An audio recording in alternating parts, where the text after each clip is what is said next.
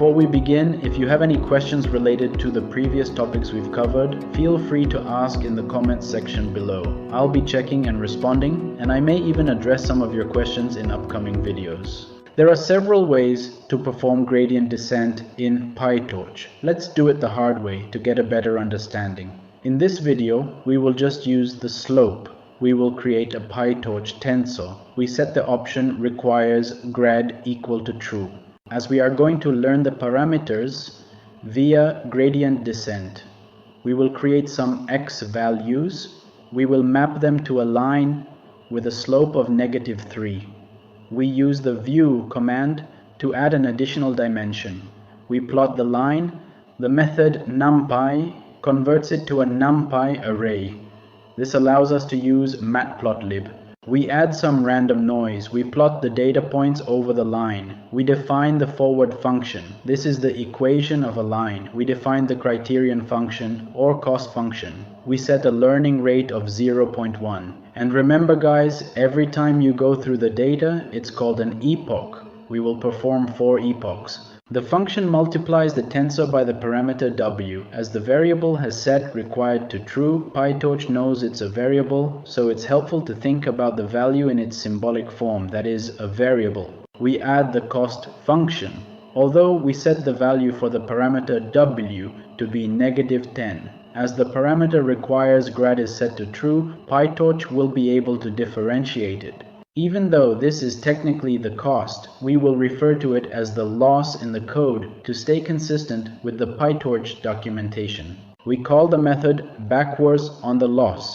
This calculates the derivative with respect to all the variables in the loss function. To gain access to the derivative with respect to the parameter w, we use the method grad.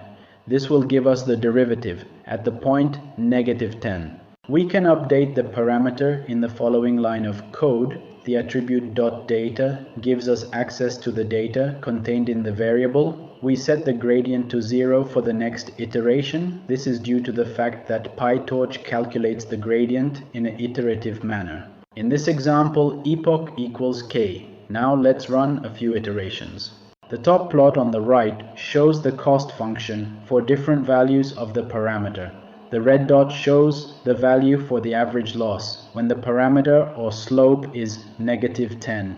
In the bottom plot, the red dots shows the data points, and the blue line shows the function generated using the parameter value of -10. We perform one iteration. In this case, one iteration equals one epoch. The parameter value updates and the average loss decreases and the estimated line gets closer to the data points. We repeat the process for the next iteration or epoch. We use every sample for the cost function. The average loss value decreases and the line better tracks the data points. We repeat the process for the next iteration as we use all the data. One iteration is equal to one input. The line adjusts slightly and the cost decreases accordingly. To better understand this slowdown, it's helpful to look at the tangent line at the points for different iterations. Just a reminder, a tangent line slope is equal to the derivative. For the first point, the slope is large, as such the jump is large. For the third iteration, the slope is much smaller, so the decrease of the average loss is smaller. As our models get more complicated, it gets more difficult to plot the cost or average loss for each parameter. One alternative is to look at the cost for every iteration. It's like checking your fitness tracker every minute. Maybe a bit obsessive, but at least our loss is guaranteed to go down. We create a list and append the loss. For every iteration, we use item to obtain the loss as a Python number. We can plot the average loss out for every iteration. The height is the loss. The horizontal axis corresponds to each iteration. We start with the initial value. For each iteration, we calculate the loss. In this case, the matplotlib function interpolates the results. The top left plot shows the cost function. In the bottom left plot, we see the data points in red and the estimated line in blue. The right plot shows the average loss or cost for each iteration. We see in both plots the average loss or cost decreases for each iteration. Thanks for spending your time with me. If If you have any questions or ideas, drop a comment below.